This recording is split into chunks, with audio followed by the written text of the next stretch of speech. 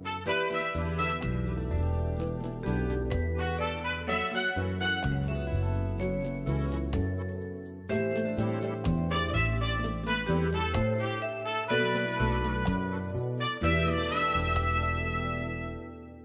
maladie du coronavirus Covid-19 qui sévit à l'échelle mondiale a changé bien des habitudes dans le vécu quotidien des populations de la planète. Des mesures strictes ont été prises par les gouvernements du monde pour lutter contre cette pandémie qui malheureusement continue à faire de nombreuses victimes. Au Congo, c'est depuis le 31 mars 2020 que la population vit dans un confinement général. Sous l'impulsion du président de la République, Denis Sassou Nguesso, des mesures structurelles, économiques, sociales et sanitaires ont été prises en tout état de cause pour atténuer les effets dévastateurs de cette maladie. Ainsi, les Congolais se sont mis en ordre de bataille contre cet ennemi invisible et mortel. Après 45 jours de confinement de toute la population, il faut désormais penser au déconfinement tel que l'a annoncé le chef de l'État dans son message du 30 avril 2020. Tout en tenant compte bien entendu de la situation macroéconomique, sociale et sanitaire du pays en cette période sensible. Le confinement actuel s'étendra du 1er au 15 mai 2020. Durant cette période, nous évaluerons l'efficacité de sa mise en œuvre. Au cas où les résultats observés se révélaient au fur et à mesure encourageants, le gouvernement pourrait alors étudier au même moment un plan de déconfinement ordonné, applicable par palier à partir du 16 mai 2020. La réussite de la phase actuelle de confinement ainsi que le respect des gestes barrières de prévention et le renforcement de nos capacités de tests de masse au Covid-19 constituent les conditions nécessaires pour évoluer vers un déconfinement ordonné et efficient.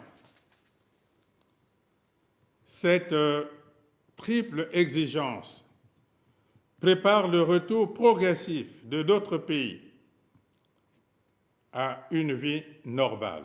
Ainsi, la Coordination nationale de gestion de la pandémie du coronavirus Covid-19 s'est mise à pied d'œuvre pour préparer ce déconfinement. Réunie pour la troisième fois, cette fois-ci par visioconférence, sous la très haute autorité du président de la République, Denis Sassou Nguesso, cette coordination a planché sur 2 points essentiels, nous renseigne le communiqué publié à l'issue de cette réunion. 2 points étaient inscrits à son ordre du jour, à savoir, premier point, rapport de la Task Force à la coordination nationale de gestion de la pandémie de coronavirus Covid-19, portant sur le déconfinement progressif. Deuxième point, examen d'un plan de déconfinement progressif et par palier. Premier point, présentation du 3e rapport de la Task Force. Invité par le président de la République à prendre la parole, M. Gilbert Ondongo, ministre d'État, ministre de l'Économie, de l'Industrie et du portefeuille public, président de la Task Force, a d'entrée de jeu indiqué aux membres de la coordination nationale que la décision de déconfiner de manière progressive implique la mise en œuvre préalable de mesures visant à garantir la protection et la santé des populations. Garantir la protection et la santé des populations en cette période tout à fait particulière et engager un plan de déconfinement implique la mise en œuvre d'une méthodologie, mais encore d'une démarche conséquente et responsable. Pour cela, un certain nombre de postulats déclinés en termes de conditions s'imposent. Et ces conditions ont été posées à cette réunion par le président de la Task Force. Les conditions principales de la mise en œuvre du déconfinement sont donc les suivantes. Première condition, la sensibilisation des populations par les forces vives, la société civile et les confessions religieuses, au respect strict par tous de l'ensemble des mesures barrières et de distanciation sociale. Deuxième condition, la mise à disposition des populations, gratuitement ou vendue à des prix abordables, et ce, tant par l'État que par les administrations et les entreprises publiques et privées, de masques de qualité et en quantité suffisante. Cette mesure est indispensable dans l'optique de la mise en œuvre effective de la mesure du port obligatoire du masque dans l'espace public, édictée par le Président de la République lors de son message à la Nation du 30 avril 2020. Elle devra être rigoureusement mise en application alors que la circulation sera rendue plus libre pour la période de déconfinement par palier qui va s'ouvrir. Troisième condition, le renforcement de la capacité de prise en charge clinique doit se traduire par la finalisation rapide des travaux de réhabilitation et d'équipement des sites réquisitionnés et destinés à la prise en charge des malades du Covid-19. Il s'agit notamment de finaliser au plus vite les travaux du site ad hoc du CHU et de la clinique municipale Léono pour Brazzaville, de l'hôpital Assissé et autres sites retenus dans les villes de Pointe-Noire, Dolisie, Ouesso et Oyo. Quatrième condition, la mise en œuvre de tests de dépistage à grande échelle de la maladie du coronavirus Covid-19. Cette mise en œuvre suppose l'opérationnalisation de tous les laboratoires prévus à cet effet, le relèvement de leur plateau technique et l'acquisition, en cours d'acheminement vers notre pays, des équipements tests et consommables en quantité suffisante. C'est dans cette dynamique d'échange fructueux sur les contours d'un déconfinement progressif que les membres de la Coordination nationale de la gestion de la pandémie du coronavirus Covid-19 ont été édifiés sur la situation épidémiologique du Congo à la date du 14 mai 2020. Prenant la parole à ce stade des travaux, Madame Jacqueline Lydia Mikolo, ministre de la Santé, de la Population, de la Promotion de la Femme et de l'intégration de la femme au développement, est entrée dans le détail de chaque mesure d'ordre sanitaire nécessaire à la mise en œuvre du déconfinement progressif. Elle a d'autre part rappelé la situation épidémiologique de la pandémie de coronavirus Covid-19 à la date du 14 mai 2020, jour de tenue de la présente réunion de la coordination. Il en ressort que notre pays compte à ce jour, 14 mai 2020, 341 cas positifs, 90 cas de guérison et malheureusement 11 décès. La troisième réunion de la Coordination nationale de la gestion de la pandémie du coronavirus Covid-19 a débouché sur l'adoption d'un plan de déconfinement progressif et par palier applicable sur l'ensemble du territoire national. L'honneur de présenter ce plan échoua au Premier ministre, chef du gouvernement. Ainsi, Clément Mamba s'est exprimé ce samedi 16 mai 2020. Je vous annonce que le déconfinement progressif et par palier sera effectif à compter du lundi 18 mai 2020 à 5 heures du matin. La décision de déconfiner est accompagnée de la mise en œuvre diligente des mesures visant à garantir son succès. En s'appuyant sur la décision du président de la République de procéder au déconfinement par palier, la Coordination nationale a opté pour un déconfinement progressif et différencié. Il s'agit donc pas de revenir à la situation antérieure au 31 mars 2020. J'attire votre attention sur le fait que le déconfinement ne nous fait pas revenir à la situation d'avant. De même, les différentes localités et activités ne seront pas traitées de la même façon. Étant établi que l'épidémie ne sévit pas au même degré partout sur l'ensemble du territoire national, de même que les risques de propagation ne sont pas identiques d'une localité à une autre, le déconfinement se fera sur une base géographique et par secteur d'activité. D'autres mesures préventives restent en vigueur, a indiqué par ailleurs le Premier ministre Clément Mwamba, à l'instar du port obligatoire du masque de protection contre le Covid-19, le respect des mesures barrières et de distanciation sociale. Le couvre-feu, quant à lui, est instauré jusqu'au 31 mai prochain de 20h à 5h du matin. Les frontières restent fermées et pour Brazzaville et Pointe-Noire, la reprise du travail et de la circulation est conditionnée. Pour ce qui concerne le déconfinement dans la zone 1, Brazzaville et Pointe-Noire, localité à forte prévalence du virus, les mesures jusqu'à présent en vigueur sont désormais allégées ainsi qu'il suit. 1. La reprise du travail aux heures aménagées par les employeurs sans enfreindre le couvre-feu pour les activités non indispensables. 2. La suppression des autorisations et des attestations de déplacement dérogatoires ainsi que le laissez-passer pour les véhicules personnels. 3. La libre circulation des véhicules personnels ne transportant pas plus de 4 personnes, y compris le chauffeur pour les berlines, et pas plus de 5 personnes, dont le chauffeur pour les 4x4 ayant 2 banquettes arrière. 4. La reprise des transports en commun intra-urbains. La circulation des véhicules de transport en commun est conditionnée par,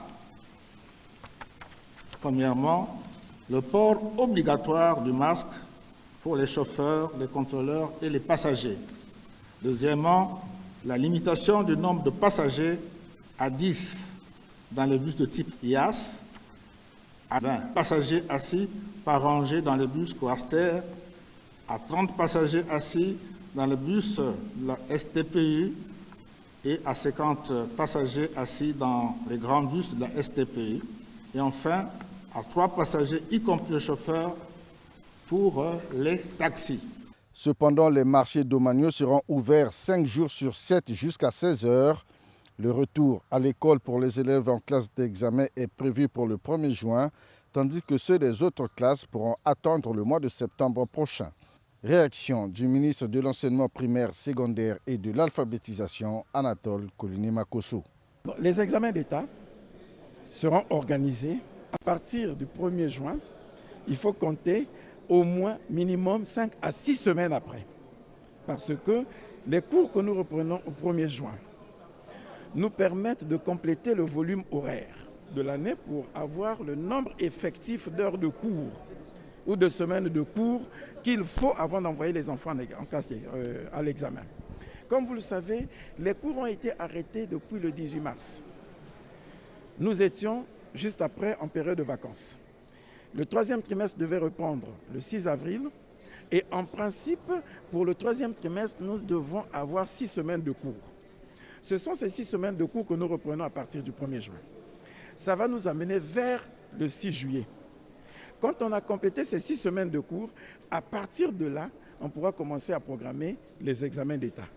Par exemple, on peut supposer qu'entre le 7 et le 14 juillet, on peut avoir le études primaires élémentaires. Entre le 14 juillet et le 21 juillet, où, voilà, on peut avoir le baccalauréat. Et entre fin juillet et début août, on peut avoir le BPC. Ça sera déterminé au niveau des cadres du ministère de l'Enseignement, au niveau du gouvernement, pour fixer le nouveau calendrier des examens. Comme vous le savez, on a décidé pour sauver l'année scolaire et donner les chances aux élèves. On prendra en compte pour le passage des élèves en classe supérieure leur moyenne des premiers et deuxièmes trimestres. Ce qui veut dire, un élève qui, au regard des 2 moyennes de premier trimestre conjuguées, aura fait 10 de moyenne, il a eu par exemple 11 au premier trimestre, 9 au deuxième trimestre. Quand on conjugue les 2 moyennes, il a 20 divisé par 2, ça lui fait 10. Son passage est garanti. Mais prenez l'hypothèse de cet enfant qui aurait eu 8 au premier trimestre. Il a eu 9 au deuxième trimestre. Les 2 moyennes conjuguées lui feront à peine 8 de moyenne. Mais il est en train d'espérer de se rattraper au 3e trimestre en faisant par exemple 10 ou 11 et justifier son passage. Si on ne lui donne pas l'occasion de faire son trimestre, il aura subi un préjudice. C'est pourquoi on a dit, pour les enfants qui se retrouveraient dans cette situation, qui voudraient rattraper leur moyenne au 3e trimestre, nous leur donnerons la possibilité de revenir en septembre, faire des évaluations de rattrapage, de façon à ce que l'égalité de tous devant le succès scolaire soit garantie. Au niveau de l'enseignement supérieur, quelles sont les solutions envisagées pour la reprise des cours à l'université Marien Ngouabi et dans d'autres universités privées? Le ministre Bruno Jean-Richard Itoa répond.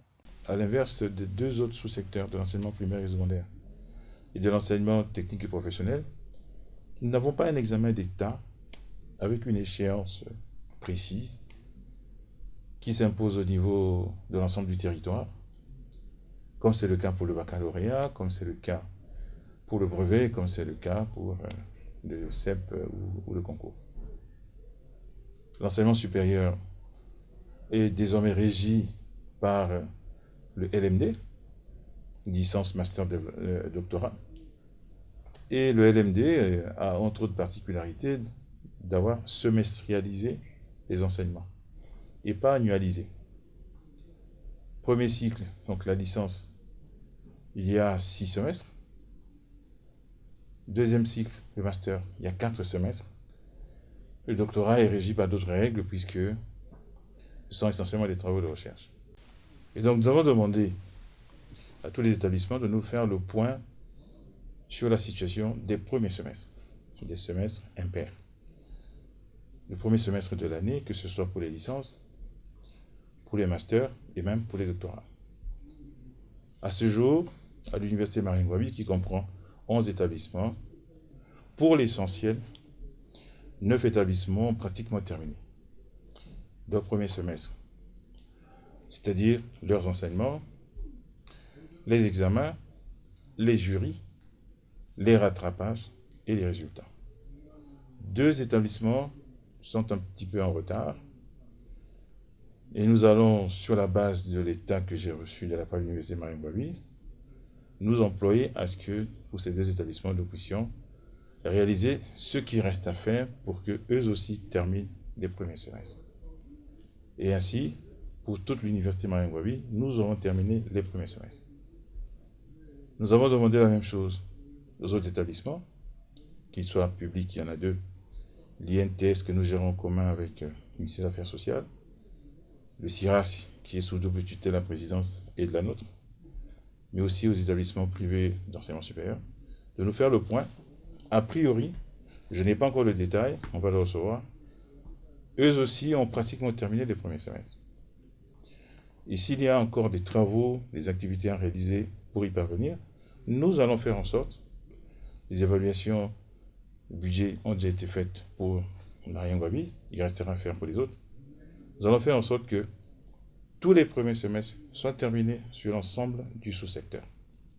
À partir de ce moment-là, étant donné que vous l'avez entendu de la part du Premier ministre, au nom du Président de la République, pour l'instant, les enseignements au niveau du sous-secteur enseignement supérieur n'ont pas repris.